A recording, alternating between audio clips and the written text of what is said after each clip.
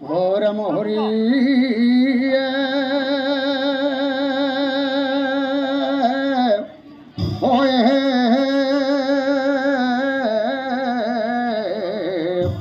ও রাম হরে কৃষ্ণ প্রভু নিরা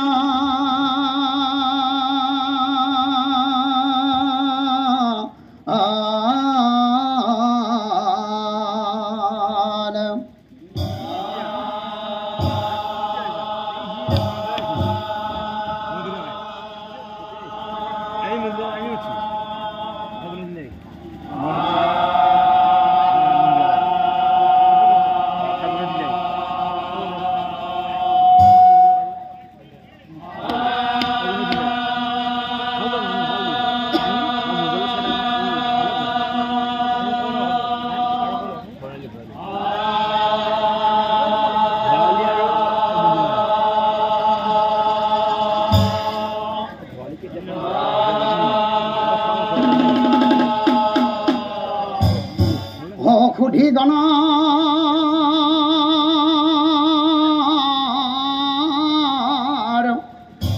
পদা ধুলি হয় আমি হবে ফিরে তুলি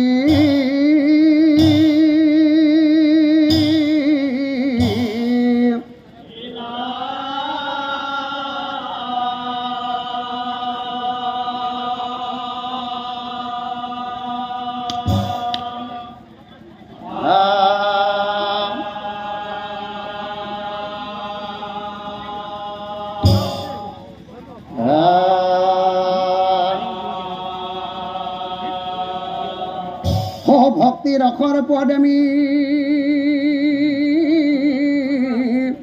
কে আখর মা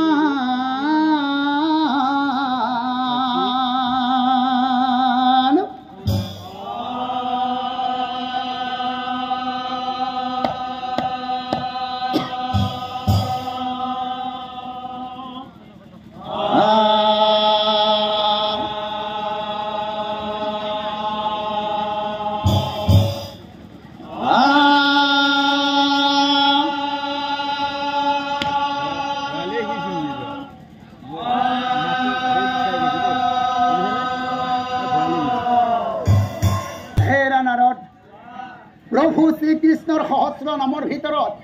মুৰাৰী মুৰাৰী বুলি প্ৰভু কি কাৰণে মাতে এই সকলোখিনি কথা তুমি জানিবলৈ হলে এজন অক্ষৰৰ কথা তুমি নিশ্চয় জানিব লাগিব গতিকে শুনা নাৰদ এতিয়া মই তোমাৰ আগত কওঁ সেই অক্ষৰজন বাৰু কোন আছিল সেই অক্ষৰজন কোন আছিল জানা নাৰদ হে মুৰা নামে আছিল অন্ত হয় অক্ষৰ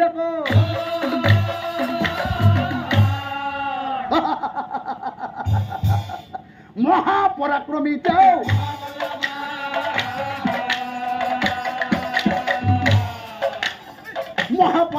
তেওঁ মহাবল আৰু শুনা নাৰদ সেই মুৰাসুৰ কোন আছিল জানা সেই মুৰাসুৰ এসময়ত এই প্ৰাগজ্যোতিষপুৰৰ ৰজাও আছিল আৰু শুনা নাৰদ সেই মুৰাসুৰৰ আছিল অন্ত কন্যা একজনী আৰু সেই কন্যাজনীৰ নাম কি আছিল জানা কাম্যৱতী নামে কন্যা অতিকৈ সুন্দৰী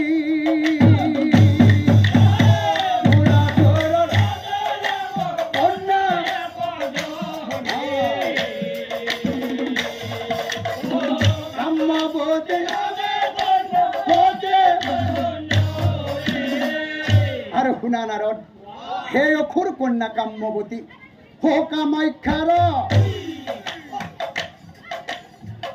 কামাখ্যাৰ ভকত কন্যা কাম্যৱতী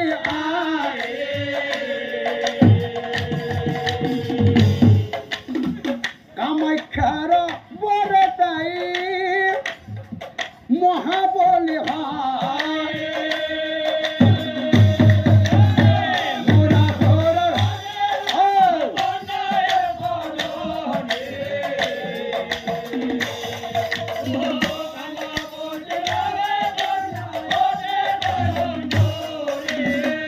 আৰু শুনা নাৰদ এনেকৈ যেতিয়া সেই অসুৰৰ কন্যা কাম্যৱতী কামাখ্যা দেৱীৰ পৰা বৰ মাগি লৈ শক্তিশালী হৈ উঠিল তাকো দেখি মুৰাসুৰৰ আনন্দ মিলিলা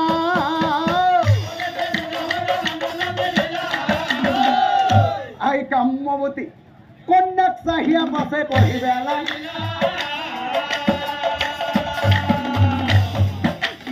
কন্যাক চাহিয়া পাছে পঢ়িবেলা আই কাম্যৱতী এই ত্ৰিভুৱনৰ ভিতৰত আমাৰ সমান পৰাক্ৰমী আৰু কোনো নাই গতিকে এইবাৰ মোৰ সেই স্বৰ্গ ৰাজ্যত ৰজা হবৰ বৰ্মন আৰু সেইকাৰণে মই মনে মনে ভাবি আছো এইবাৰ মই ইন্দ্ৰৰ লগত যুদ্ধ এখন কৰিব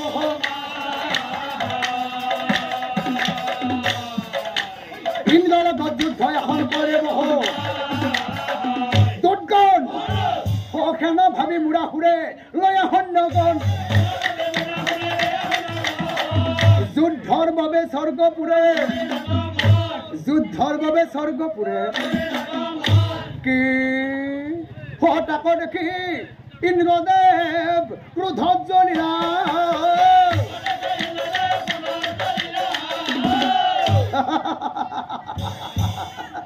হাতে বজ্ৰ ধৰি ইন্দ্ৰ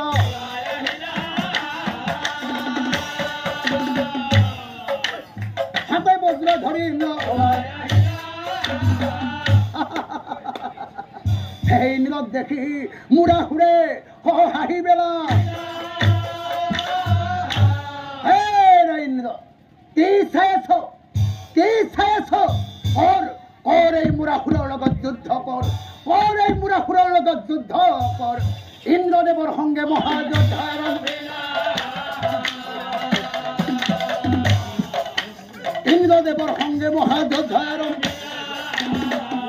যুদ্ধ কৰে মুৰাসুৰে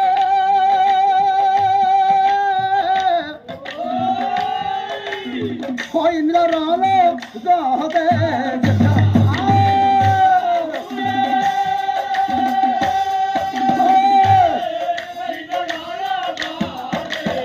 দুয়ো বীৰে কৰে যুদ্ধ দেখি ভয়ং কহৰে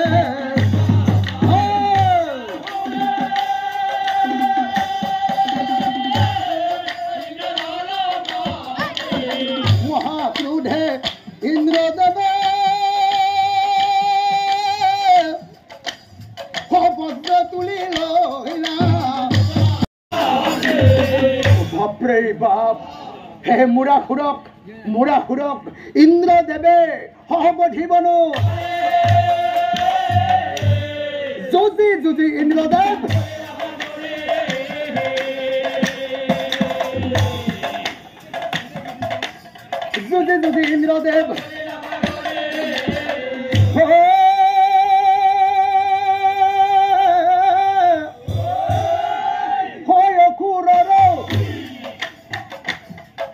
ভয়ে ইন্দ্ৰ পলাই গুচি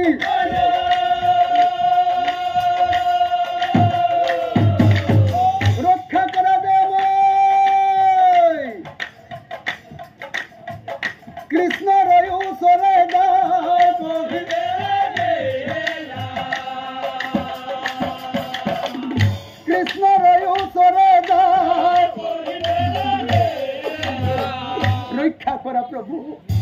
ৰক্ষা কৰা প্ৰভু তুমি আমাক ৰক্ষা কৰা আৰু প্ৰভু এইফালে আমি মুৰাসুৰৰ উৎপাতত চলিব নোৱাৰো হৈছো প্ৰভু তুমি আমাক ৰক্ষা কৰা প্ৰভু তুমি আমাক ৰক্ষা কৰা দয়াম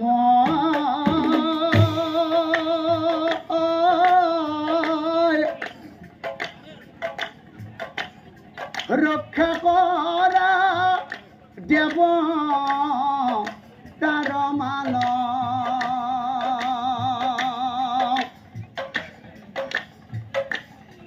অত্যাচাৰী মুৰাসুৰে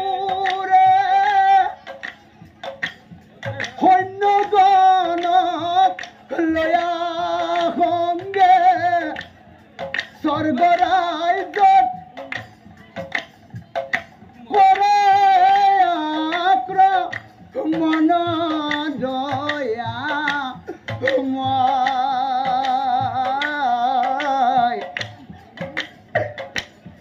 জয়া মই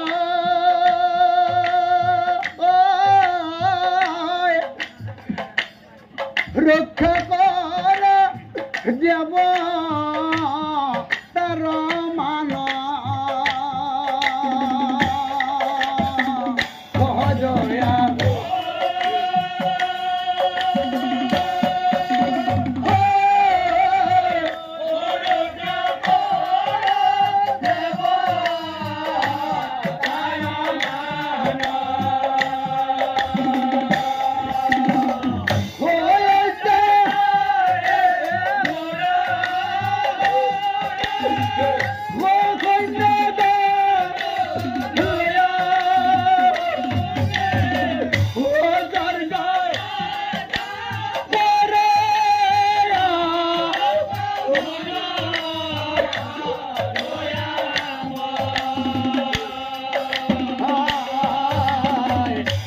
জয়া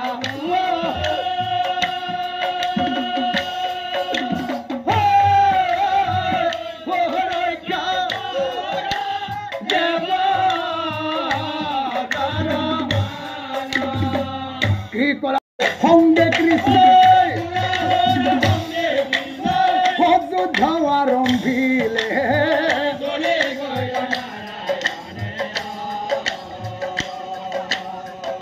কৃষ্ণক দেখি মূৰা খুৰে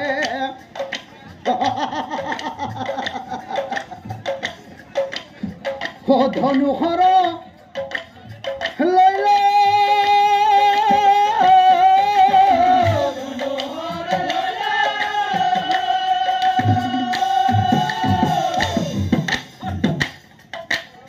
মহাগৰ্ব কৰি পাছে মহাগৰ্ব কৰি পাছে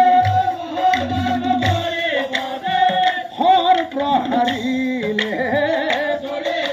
নাৰায়ণে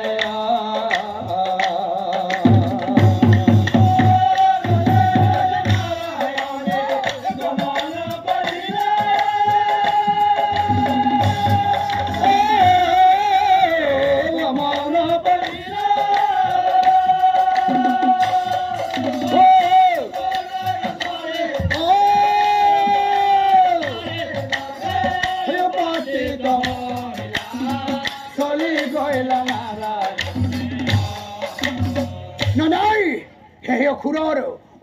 গৰ্ব প্ৰভুৰ সজ্জন হ'ল তাকো দেখি শ্ৰীকৃষ্ণ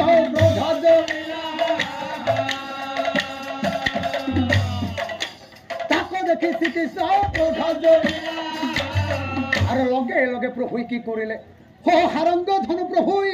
হাতে তুলিলে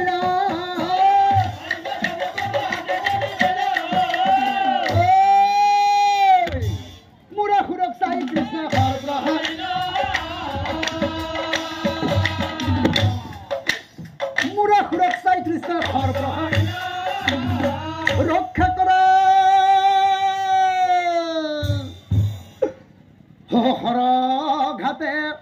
হৰঘাটে মুৰাখুৰ সধলিয়াব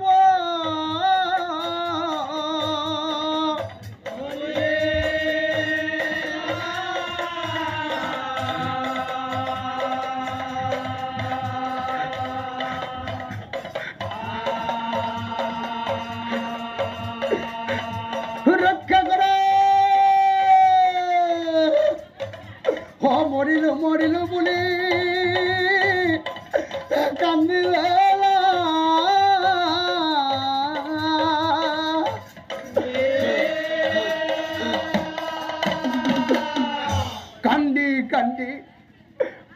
কান্দি মুৰাহুৰে প্ৰভু কৃষ্ণৰ ফালে চাই কৈছিল হেৰা কোন তুমি তুমি সাধাৰণ মনুষ্য নহয় মই তোমাক চিনি পাইছো নিশ্চয় তুমি নিশ্চয় তুমি দৈবকী নন্দন প্ৰভু শ্ৰী কৃষ্ণ। আৰু প্ৰভু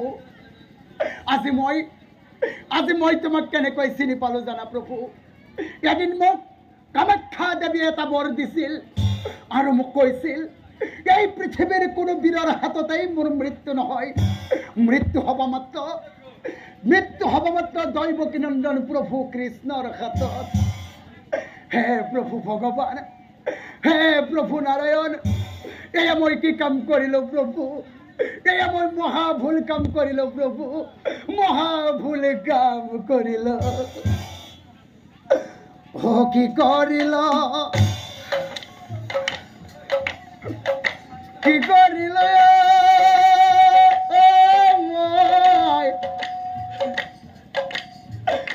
মহাভুল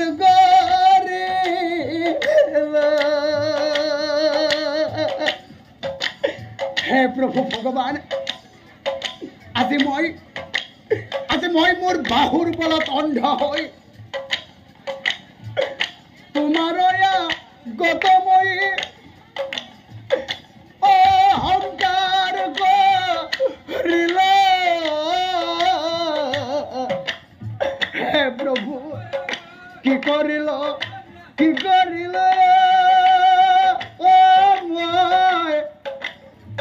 মই মহা ভুল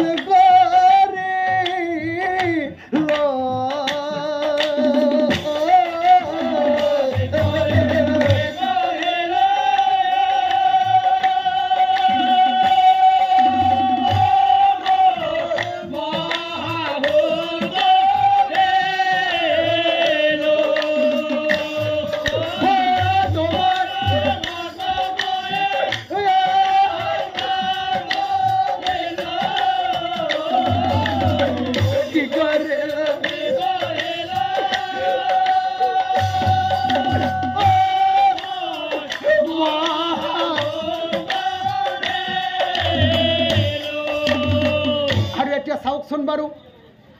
প্ৰভু শ্ৰীকৃষ্ণৰ হাতত আঘাত হৈ ভূমিৰ ওপৰত পৰি থকা সেই মুৰাখুৰৰ একমাত্ৰ কন্যা আছিল কাম্যৱতী। আৰু সেইদিনা কাম্যৱতী গৃহত অকলশৰে আছিল। গৃহত থাকিয়ে যুদ্ধ ক্ষেত্ৰত পিতৃৰ এনে দুৰ্দশাৰ কথা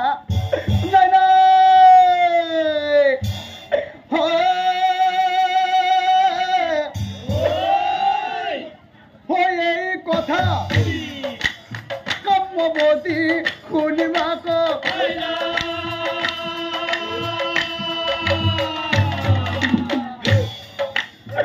কান্দি জগতে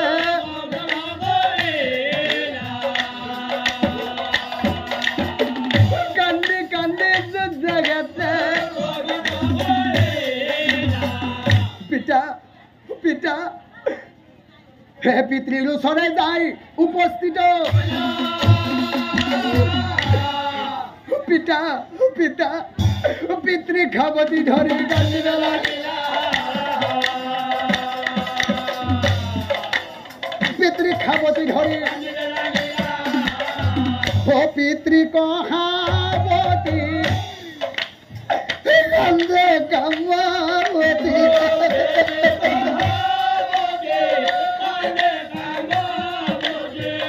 পিতৃকা খাবতী